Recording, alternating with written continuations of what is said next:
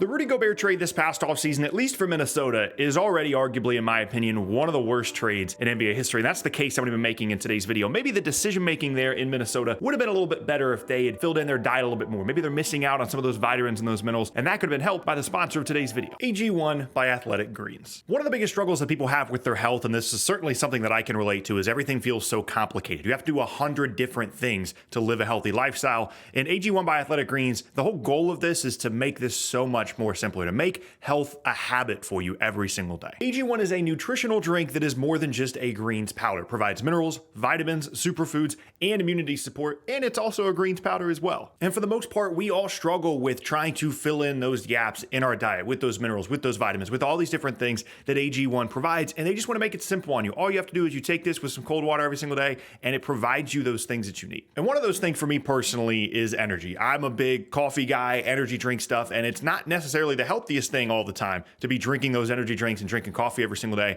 And the natural energy that AG1 provides is a big boost for me, especially first thing in the morning. I have this before my breakfast, and it really does help me out a ton. And for me, something like this has to be easy. It has to be an effortless habit. And that's exactly what AG1 by Athletic Greens is. It's not something I have to think about. It's not something I have to put a ton of effort into. I just scoop it into the drink and it's right there for me. And the nice thing too is if you take it in the morning as recommended, it's a nice, clean, like fresh taste. It's not too sweet. It's not syrupy. It tastes really nice. So if this is something that you're interested in, you can go to athleticgreens.com/sportinglogically to get started with your first purchase, and you'll receive a free 1-year supply of vitamin D3 plus K2 and 5 travel packs as well. Again, the product is AG1 by Athletic Greens. The link is in the description. It's athleticgreens.com/sportinglogically. And thank you again to Athletic Greens for sponsoring this video. So for me, whenever we're talking about the worst trades in the history of the NBA, one thing always comes to mind. It's the trade between Boston and Brooklyn, in which Boston traded away Paul Pierce and Kevin Garnett. They got all these future assets back in Brooklyn, pretty much completely fell apart immediately after making the deal. The mindset at the time for Brooklyn was they had this good team. They had Deron Williams, they had Brook Lopez, they had Duke Johnson, and they wanted to elevate themselves to a great team, to capitalize on a championship window. And that theme is pretty similar here for Minnesota as it relates to the Rudy Gobert trade. Now for Brooklyn, it fell apart because they traded all these future unprotected picks for aging players on a roster that already had guys that were dealing with injury issues and were aging. And ultimately, the mistakes in that deal were the future picks that they traded. And for Minnesota, like I said, there's some similarities here because they felt like they could capitalize not only on a championship window, but on a window of being a consistent playoff team. This is a franchise that has struggled for years to be a consistent team. They've got 2 playoff appearances, including last year, in the last like 17 years of their franchise. And since Kevin Garnett left, they've just not been a consistent postseason team. And they felt like bringing in a proven player in Rudy Gobert, giving up these future assets, would catapult them into that consistent playoff contention, as well as possibly compete for a title. So there are some similarities there between what I think is the worst trade in the history of the league between Brooklyn and Boston and this Minnesota deal. And that's how most trades work in the NBA. And that Brooklyn deal really set the precedent for all these things we've seen since, with teams trading away future first round picks. Another deal to me that I thought at the time was a really poor deal. It's looked a little bit better lately, but again, when I think about some of the worst deals in the history of the league, I think about the Russell Westbrook trade where he ended up going to LA. And the similarity there between that deal and this Minnesota trade is a lot of people, myself included, thought it was a really bad idea, even in the moment. Not just in terms of value that the team was giving up in exchange for the Lakers, Russell Westbrook, for Minnesota, Rudy Gobert, but also in terms of the team fit. And to me, those two things combining together, the possibility of a future disaster of not having these future first round picks, of giving away incredibly valuable assets all the way into the future for a team that's actually not very good, like that Brooklyn situation, and knowing immediately at the time that it probably wasn't a good fit or a good idea, like the Russell Westbrook trade, those two things in combination to me make this feel like a deal that has the potential to be one of the worst trades in the history of the league. And I understand that in this moment, it feels a little bit early to start talking about this as one of the worst deals in the history of the league. We're only, we're less than 35 games into the season right now for Minnesota. Certainly things can turn around, but there's a couple of fundamental issues that need to be understood with this deal that we're going to talk about here in succession. First and foremost, Rudy Gobert was never a good fit in Minnesota, specifically as it relates to how they played last year and what made that team last year in Minnesota a successful basketball team. Secondly, the value that you were giving up in exchange for a player that not only is obviously aging, but actively getting worse. There are multiple advanced stats you can look at that say that Rudy Gobert was not the same player this past season that he was 2 years prior or the year prior to that. And that decline, in addition to giving away future future appreciating assets in exchange for a depreciating asset that doesn't fit with your roster. That's obviously an issue. And then number three, it has completely changed the vibes around the team, which I think is a really critical component. First up, we have to talk about the fit on this roster, what we've seen out of Minnesota to begin this season.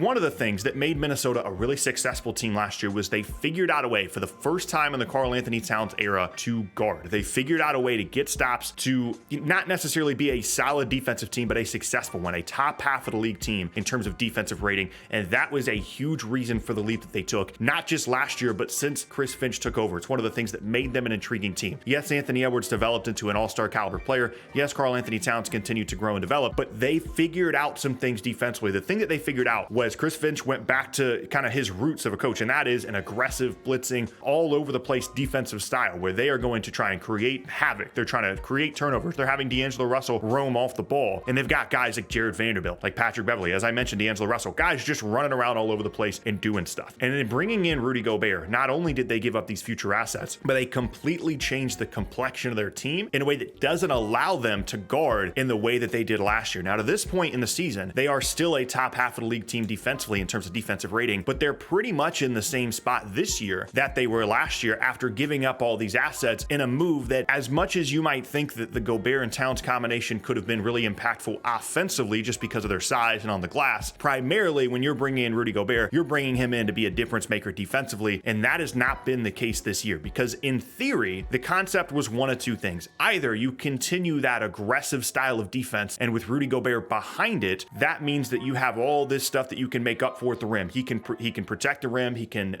alter shots at the rim, making that aggressive style even more fruitful because you're either getting turnovers on the front end, or if you make a mistake, Rudy Gobert is there to clean up stuff at the rim. Obviously the best rim protector in the league. That was one thought. Or you continue that aggressive style with Gobert out there, and just the overwhelming amount of size and length you have on the floor between him and Towns and some of the other guys make up for, again, some possible mistakes. You're better on the glass because you're a little bit bigger as well. The problem with that is Karl-Anthony Towns is not Jared Vanderbilt defensively. They don't have the same level of depth in terms of having guys like Patrick Beverley, who I'm not a big fan of, but was important to their team. Some of the other guys they traded away, Malik Beasley, that were important depth rotation players, they don't have that same level of depth. They've turned themselves into a very top-heavy team while getting in return a player in Rudy Gobert that is just not a star level impact kind of player outside of what he gives you on the defensive end. And as we've discussed, they're not any better right now on the defensive end than they were last year after bringing in someone that should have made them better defensively. And then the second point here is something that I think went really overlooked at the time of the deal, because a lot of people really like Rudy Gobert. They like the advanced stats on him. They like the impact that he makes defensively. And a lot of that stuff is true. But a lot of those same numbers were also declining over the previous few seasons. And that's a big issue for a Minnesota team that, yes, capitalizing on a window that you feel like you can be a consistent playoff team and a contender, that's important. But what else is also important is making sure that you're making a good deal in the first place. And you're thinking about the future of Karl-Anthony Towns and Anthony Edwards together. You're thinking about the young roster that you've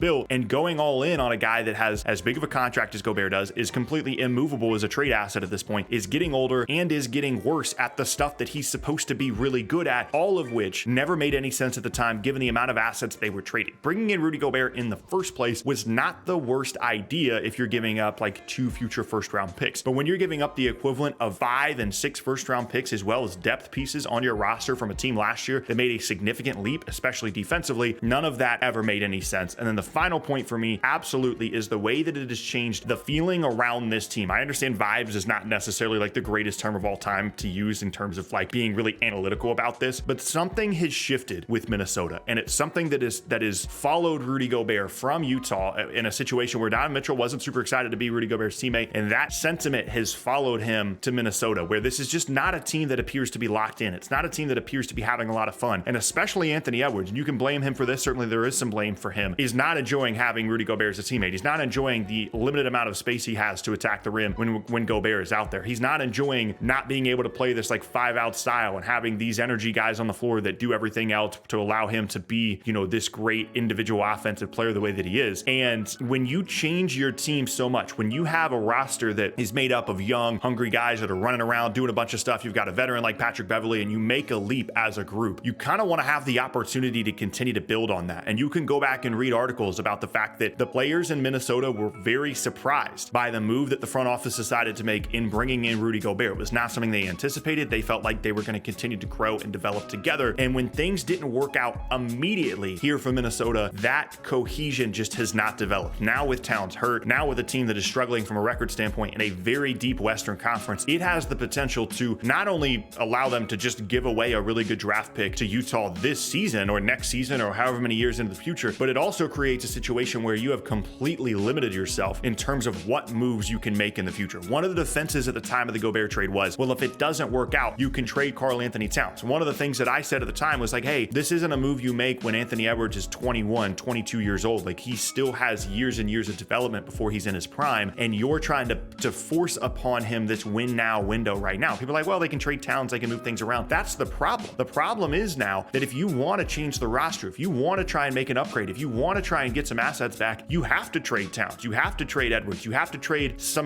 a variety of different players in this roster that you don't want to move and that you never should have had to, because you don't have future first round picks to trade, and you don't have perimeter on the edges, on the fringes, young assets, because you traded them all in exchange for a player in Rudy Gobert that doesn't fit, that's getting worse, and has completely changed the feeling around an up and coming, exciting Minnesota team, and now a team with all this pressure. Now a team that feels like they have to win now to pay off a deal that many players on the roster didn't necessarily agree with and or feel like was necessary at the time. And to me, that creates a situation where very easily within a year or two, Karl-Anthony Towns might be like, this is not for me, man. Like, I'm not trying to play alongside Rudy Gobert. Trade him, get rid of him. You just completely move on from the situation. You don't have these future assets. You don't have the ability to build around these guys. And you're looking at a team that's winning 40, 45 games every year. And it's not the disaster level situation that Brooklyn experienced as the worst trade of all time. I don't think that this has the possibility of overtaking that as the worst trade of all time. But in terms of immediately being clear that it was a bad idea and is not going to accomplish what they hoped that it would, which is to be a contender or to be a legit playoff team for years, to not accomplish that, to give up years and years of assets in order to try and get there and completely change the feeling and the hope around your team and your fan base, is a complete disaster of a deal. I think we're already seeing that come true in Minnesota.